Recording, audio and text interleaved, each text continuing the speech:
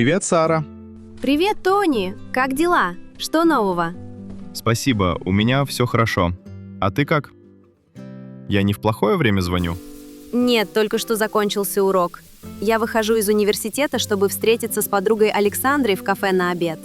О, тогда, наверное, уже скоро обед. Когда ты обычно обедаешь? Который сейчас час?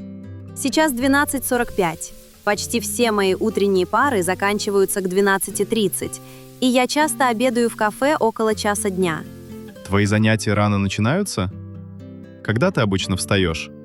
И когда ты обычно завтракаешь? Расписание занятий меняется каждый день, но все первые пары начинаются в 8 утра. Я каждое утро встаю в 6 утра, немного занимаюсь спортом, а в 7 утра завтракаю дома с чашкой кофе с молоком и иду в университет. Отлично. Значит, ты до сих пор не бросила свою привычку пить кофе с молоком.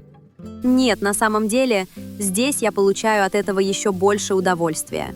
Какие у тебя планы на выходные? Обычно мы с друзьями осматриваем город. На прошлой неделе мы с Александрой ходили в музей, и потом она показала мне город. Она очень милая русская девушка. На следующей неделе мы собираемся вместе пойти в Московский театр. Конечно, сегодня мы поговорим об этом в кафе. Кстати, иногда по выходным я готовлю дома. Как здорово. Хочу, чтобы ты мне все рассказала.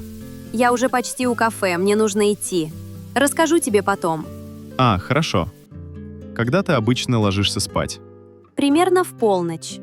Если у тебя будет свободное время, я перезвоню тебе около 10 вечера. Обязательно. Буду ждать. Пока. Пока. Привет, Сара. Привет, Саша.